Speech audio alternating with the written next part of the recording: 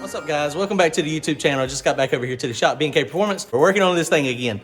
And you see I got one new bar here. I got this one in the other day while I was just at the shop. I had about an hour or so, and I'm getting faster. Actually, it's probably more like 2 hours. Could have been like 3 hours, but my camera was dead. So that was technically day number 7. I guess this is day number 8. But we're going to say this is still day number 7. So we're going to work on this thing for a little while. A little bit of update on my race car too, my motor. I did end up dropping the engine off at Coates Racing Engines. Richard Coates, he's been my machine guy for a while. He looked at the block, looked at the crank, thinks everything's fine. I think he's going to try a couple things different. The caps are a little loose in the registers now, so I think he's going to try to dowel the caps so that they stop moving. And then we got some decisions to make. We got some hard decisions. Do we want to run it like it was, put spacer bearings back in it? Is there a chance we can take that 350 main, weld it up, get it nitrided and have a 400 main, or do I need to just find another crankshaft? So I got some fillers out there. So to some of my other buddies, they're looking for crankshafts like a 3.75 or 3.5 stroke with a 400 main. It is what it is. We'll decide in the next week or two, depending on how everything looks over there on my block and my crank, what he looks at. And I mean, we might just put it back together the way it was. That would be the most cost-effective thing to do. But today we're gonna be working on this. So check it out. Let me show you what we got going on. All right, so I got this one X brace in. So I come over here the other day, like I was talking about, got that in. Welds turned it out. They were moderate there. The thing that really sucks is I just ordered some -12 cups, some of the ceramic ones, so that I would maybe not break them. I've only got one good cup left. This is a number 10. Hopefully I don't break it today. But my goal today is to finish the X bar. Then I'm going to also do the shock mount.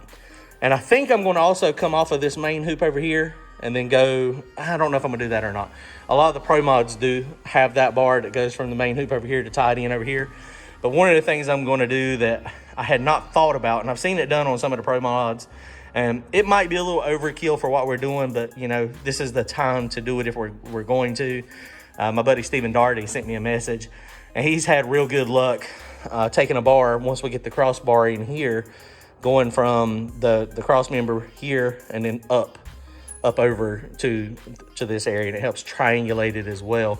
Now it might be a little overkill because we got an X coming from the top in the same way, but he said he has actually had cars, you know, that they had put together that were really fast. I mean, they were way faster than probably what I'm trying to go, but it simply was moving around a little bit. When they added those extra bars on the bottom, it helped square it up. But in order to get those in there, we got to get the rear end back in there. So today, X bar, shock crossbar, and then maybe those down bars, and then I think we're done. I think we'll be done back here. I might stick another bar or two in it, but this thing is pretty secure. It feels pretty sturdy. All right, let's get started.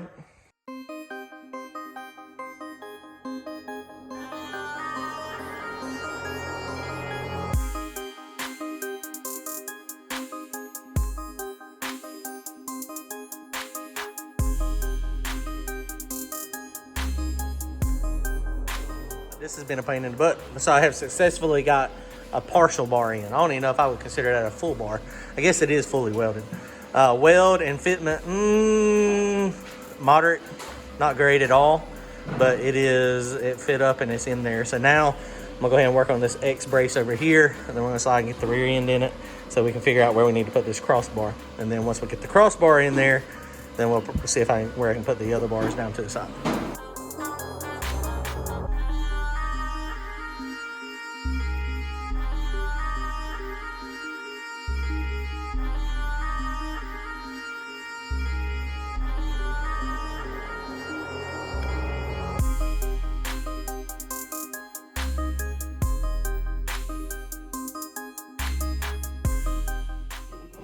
So John is cutting the back piece out here now.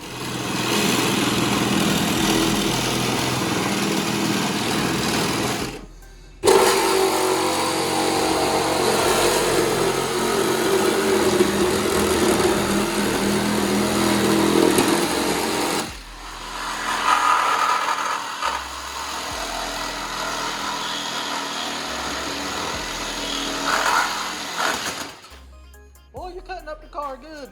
You're good at tearing stuff up.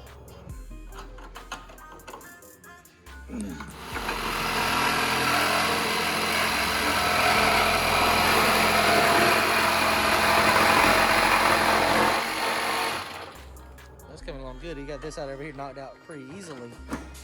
That one right there. Oh, you're getting better. Second one's almost falling out. Good job.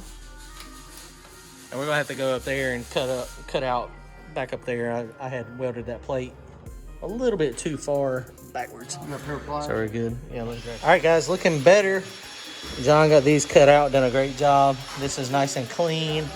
We got the ones up front cut out now, so we'll probably plate that at some point. But now this thing is capable of holding a great big tire. So now what we got to do is we got to bring the rear end back over. We're going to slide the rear end back under it, and then we're going to figure out where our shock brackets need to go. All right, here we go.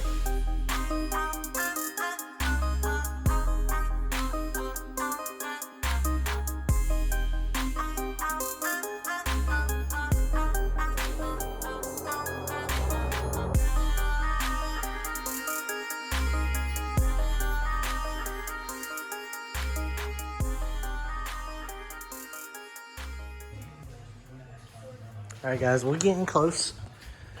We got this thing slid back up in there, and boy, it's amazing what having a rear end in it makes it look more like a race car. So this is not quite ride height, something I was not thinking about. These are bigger tires. These are 29.5s. So it's gonna definitely need to go up a little bit higher in the body here. So we're gonna do that real fast. Then we're gonna get the shock bar mounted. And this rear end has got two shock mounting spots. It's got the one way down there on the bottom. This is the old one.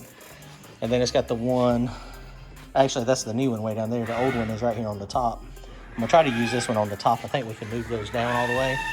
And our bar is gonna be across the back here. So it's gonna be, I think this is gonna be all right though. You know, it's one of those things. I think it's gonna be all right, we'll see.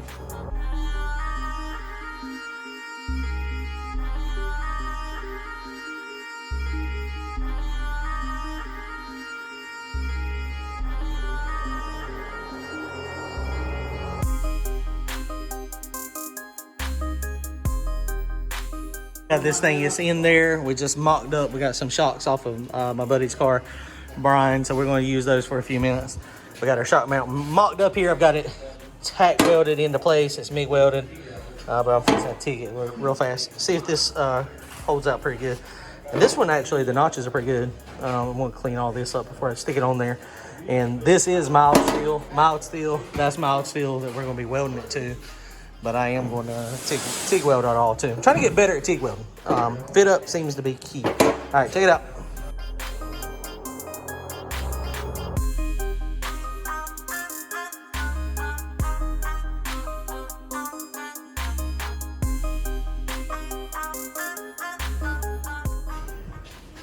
All right, well, we made some good progress tonight. So these are Brian Harper's shocks. We're just using them for mock-ups. So we got this thing on. Those are TIG welded in. They turn out okay. There again, not greatest TIGs. We're just playing with I have not welded the crossbar actually in yet. In order to get the crossbar welded in, I'm going to have to pull the rear end back out, which is kind of hard. So we're not going to do that at the moment. We're just playing around with where we're going to do that in our roll bar. It looks like it'll go up top there, but it's got really long arms. I mean, nothing wrong with really long arms, but I think what we're going to do is cut the arms and then mount it under right here is probably where we're going to end up mounting it. We're getting pretty doggone close on getting this thing done and completed. So hopefully we'll get this thing done, the back half done, hopefully next visit. So I don't know when that's going to be, but it's coming along nice. Getting to where we can put some big tires on it if we wanted to. But this thing is going to be awesome. All right, guys, y'all comment, like, and subscribe. We got a few bars in, and then we're almost set. Man, maybe I should go ahead. I think, well, before I leave, I think I might go ahead and weld that bar in. Go ahead and get that done, and then that way we're good to go. All right, guys, comment, like, and subscribe. Later.